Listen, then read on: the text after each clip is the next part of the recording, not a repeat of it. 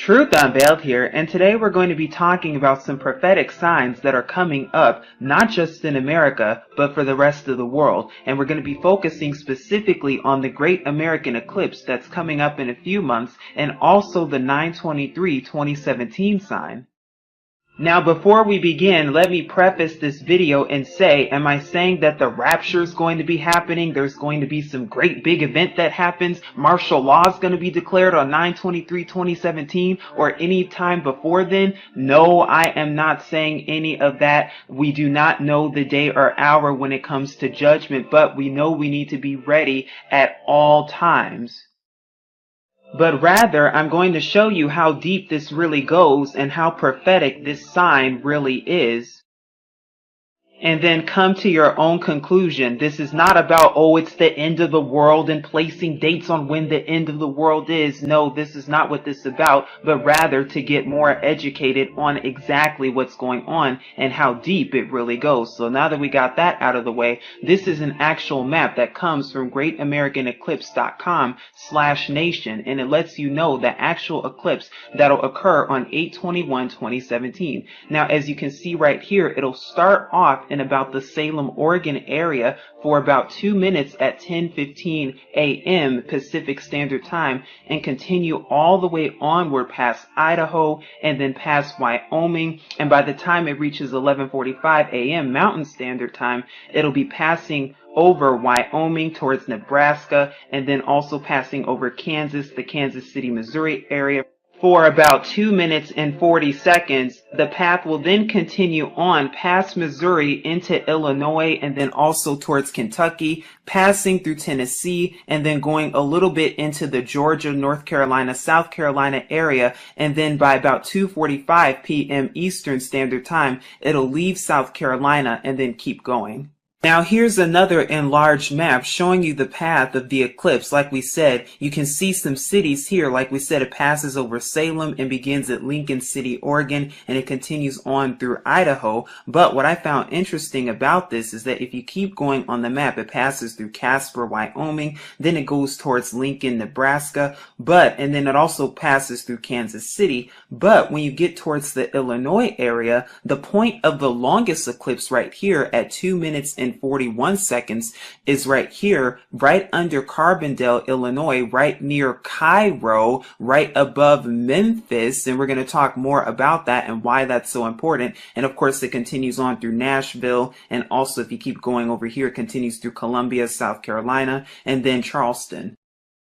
And when you look at it all together, it looks like it's making a big slash through America, right through the middle of America. And it's no surprise or coincidence whatsoever, because in 2024, there's supposed to be another eclipse that goes the other way, and we'll be talking more about that later on. Now, before we go more into detail when it comes to the 2024 solar eclipse that's going to represents the Virgin constellation, we also know that this does happen frequently, that this star does have a retrograde motion, but there's something very interesting and suspicious indeed about this particular one, which starts about at 11/19 in 2016, so about the middle of November, and we're here in Carbondale, USA. Now, if you keep going, you start to see right here, and I'm just going to go really fast right now. You can see that the star is moving in the womb and pretty much stays in the womb there for about a few weeks. Now, normally the king star only has a retrograde motion of about a few months when it comes to being in the Virgin constellation. But as you keep going, as you see, we're now entering the first month of 2017. You see that it's still right here in the womb. And if you keep going, it pretty much stays there. Like I said, we're going to keep it moving all the way. Keep going, keep going, keep going. And it pretty much stays there. Now, it travels a little bit south right here. But once you get to the second month, it's still right there.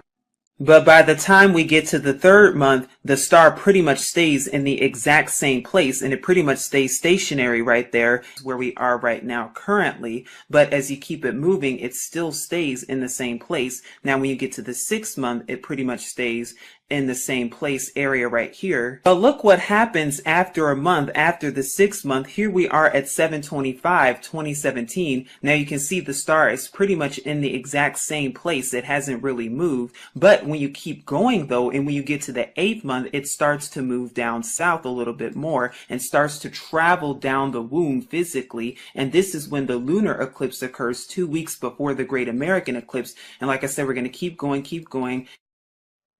And now we've actually arrived to when the Great American Eclipse takes place.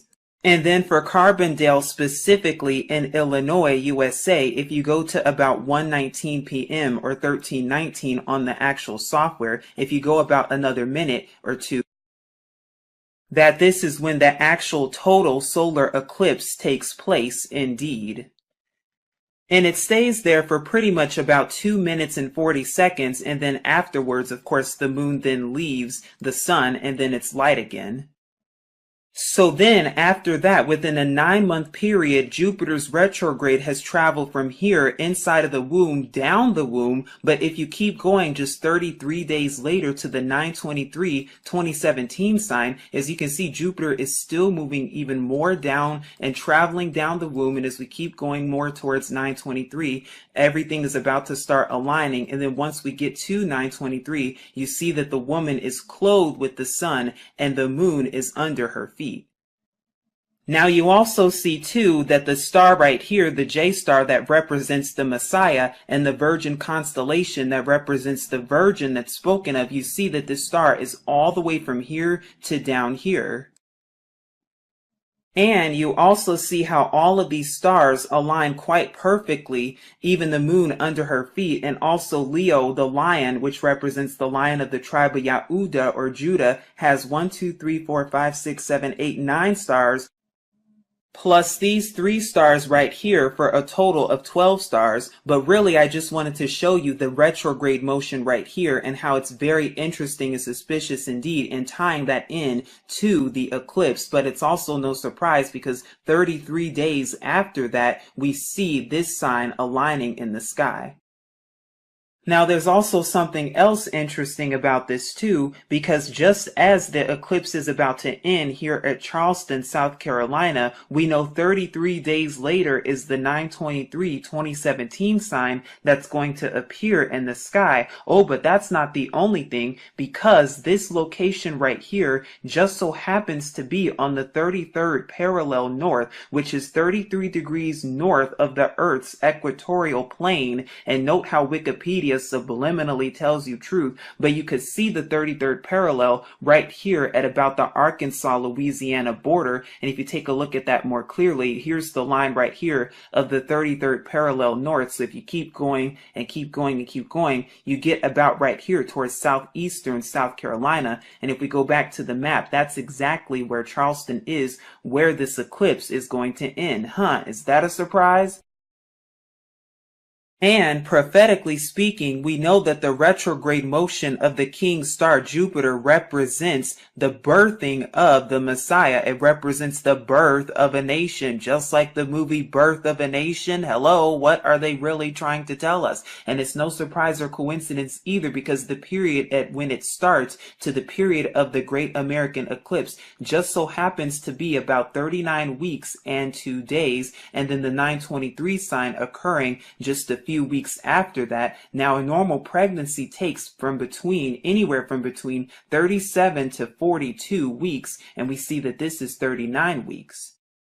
But then in the spring of 2024, there's going to be yet another total solar eclipse. At least there's scheduled to be another one in North America. And this one's going to start all the way in Mexico and travel all the way up northeast through the United States, and then all the way up into some parts of Canada like Toronto and Montreal. And it's going to keep going from there. Now, rarely does that ever happen, that there's 2 back-to-back solar eclipses in the same location that just so happen to be total eclipses within a 7-year period, especially covering the entire country of America. What does this really mean? But when you put both of them together, it actually marks a giant X across the United States. And here's a map right here. I'll enlarge it, but this is the 2017 eclipse, and this is the one that's supposed to take place or scheduled in 2024. Of course, we do not know the day or hour, but as you can see, the point of this is that it makes a giant X across the United States. And mind you, this hasn't happened since 1918, so over 99 years since there's been a total solar eclipse over the entire continental USA, and we know that Yahusha warns us to watch out for the signs of the sun, moon, and the stars. Now here's that same map enlarged. As you can see, this is the pathway of the 2017 eclipse, and this is the one of the 2024 one. And you can see it makes a giant X throughout the entire country. But what's interesting is at the very center of it, you find something even more suspicious indeed. And the center point is towards southern Illinois, southeastern Missouri, and also western Kentucky right here. And it just so happens to merge at about Carbondale, Illinois, around the Mississippi River, and also very close to Cairo, Illinois, too. Now here's another enlarged map of southern Illinois specifically, and this one is showing the 2017 eclipse that's going to occur in a few months. As you can see, the areas closest to the blue line is where it's going to be total solar eclipse, and it's going to be total darkness for about 2 minutes and 40 seconds. So very close to Carbondale, but also within these areas there will be total eclipse. But you also see Cairo, Illinois on this map too. Where else have I seen Cairo? Like Cairo, Egypt? Oh yeah, and it just so happens to be near Memphis, Tennessee, along the Mississippi. And by the way, if you look up Carbondale, Illinois just so happens to be known as Little Egypt. What is this really trying to say? Now, I've done a note back in 2015 exposing and showing how America is literally Egypt, not just spiritually, but also literally. And what I've gone and shown is I've done an analysis showing how they both have similarities, and how the Nile River, which is a river that goes all the way through Egypt, as you can see on a map right here, which is known as the cradle of civilization. If you look at it, 30% of Egypt just about is to the east of it, and about 70% is to the west. Well, when you look at America, the Mississippi River pretty much almost goes through the entire country, and about 30% of America is to the east, and 70% is to the west. If you keep going, you start to see other things too, like how the city of Memphis, Egypt just so happens to lie on a river along with Cairo. Where else have we seen that? Because both Cairo, Illinois and Memphis, Tennessee both just so happen to lie on the Mississippi River, the Memphis of America. And did I mention there's also a pyramid in Memphis, Tennessee, just as there is in Memphis, Egypt? You can see the statue right here with the pyramid behind it right in front of the Mississippi. And then I've done more comparisons too when it comes to the Sphinx and the pyramid right here in Egypt, as you can see together. Well, it's the same thing even in Las Vegas, Nevada in America, with an obelisk right next to it. Now, why is it so important to know the similarities between America and Egypt, both spiritually and literally? Because when you know who the real historic people of the scriptures are, notice how I said historic, then you start to understand true prophecy. And when you understand where they are and how they got there, then you understand exactly what Scripture is talking about, and you begin to see America in Scripture and in prophecy, and you also begin to see exactly those who are calling themselves Jews in prophecy too, because last I checked, they're of the synagogue of Satan, which say they are Jews and are not, but they do lie indeed, and they've been lying, and I've done plenty of videos on this, but you're going to see exactly how deep this rabbit hole goes. And now we're going to be covering a prophecy that no one is talking about when it comes to this sign specifically in this eclipse, and we'll also be talking more about why it's so important to know indeed and how it relates to the end time. Brashath, Genesis chapter 15, verses 13 through 14. And he, Yahuwah, said to Abram, Know for certain that your seed are to be sojourners in a land that is not theirs, and shall serve them, and they shall afflict them 400 years. But the nation whom they serve I am going to judge, and afterward let them come out with great possessions. Acts chapter 7, verses 6 through 7. And Allah spoke in this way, that his seed would be sojourning in a foreign land, and that they would be enslaved and mistreated 400 years. And the nation to whom they shall be enslaved I shall judge, said Allah, and after that they shall come out and serve me in this place. 2 Esdras chapter 15, verses 10 through 12. Behold, my people is led as a flock to the slaughter. I will not suffer them now to dwell in the land of Egypt, but I will bring them with a mighty hand and a stretched out arm, and smite Egypt with plagues as before, and will destroy all the land thereof. Egypt shall mourn, and the foundation of it shall be smitten with the plague, and punishment of iron on your neck until he has destroyed you, nor show favor to the young. Verse 68. And Yahuwah shall bring you back to Egypt in ships, by a way of which I said to you, you are never to see it again. And there you shall be sold to your enemies as male and female slaves, but no one to buy. Now that we've just identified where America fits in scripture and in prophecy, now we're going to see exactly how it all fits historically speaking. Because yes, the scriptures is a history book. It is not a religious text about Christian people or Jewish people. And just as we've identified historically speaking, notice how I said historically speaking, we see who it's about. Now we also see when the so-called slaves first arrived in America. And according to BET, they arrived as of 8/20/1619. Now keep that year in mind. Now notice how when it comes to the 2017 eclipse that's going to take place on 8/21/2017, there's also going to be a partial lunar eclipse that takes place exactly 2 weeks or 14 days prior on 8/7/2017. And then of course 2 weeks later will be the actual solar eclipse that takes place in America to its entirety.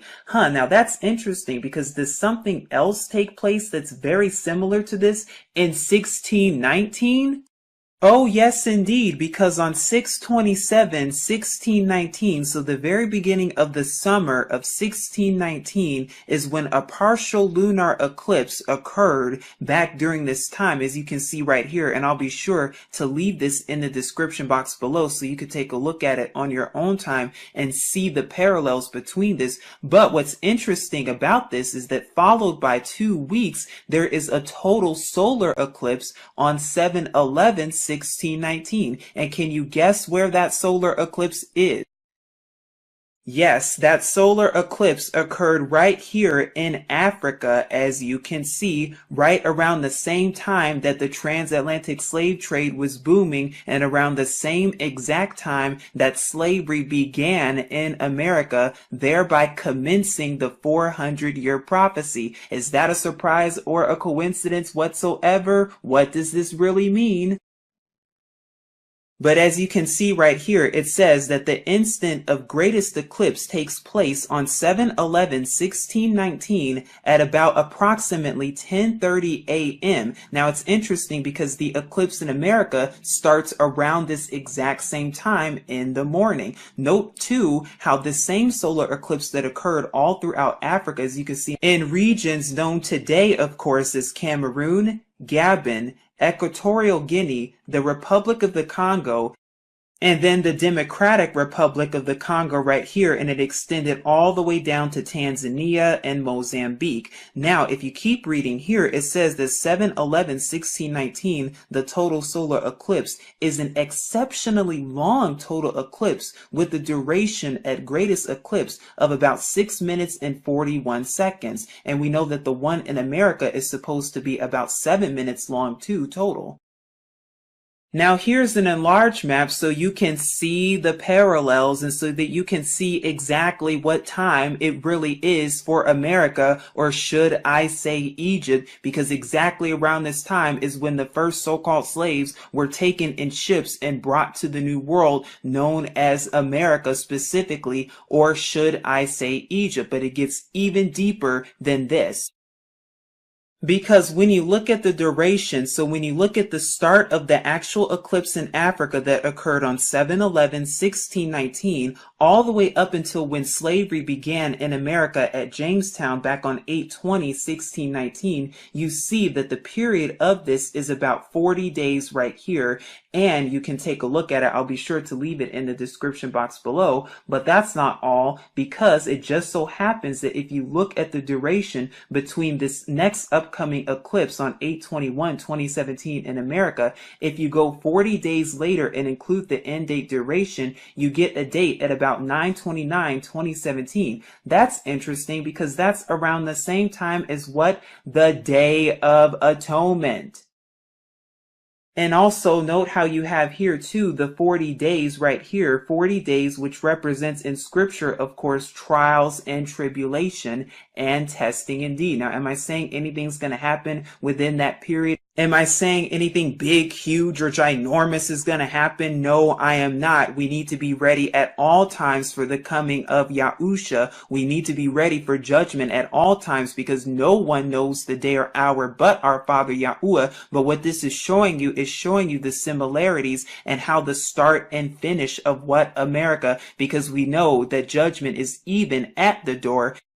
And it's also interesting because here, according to Encyclopedia Virginia, the ship that arrived in 1619 to Jamestown, Virginia, just so happened to be called White Lion, where they were sold again likely into slavery. And notice how this website says likely into slavery. It also says the historians have long believed that these so-called Africans to have come to Virginia from the Caribbean, but Spanish records suggest that they've been captured in a Portuguese or Spanish-controlled area of where? West Central Africa, the same place where the eclipse occurred just 40 days sooner on 7/11/1619.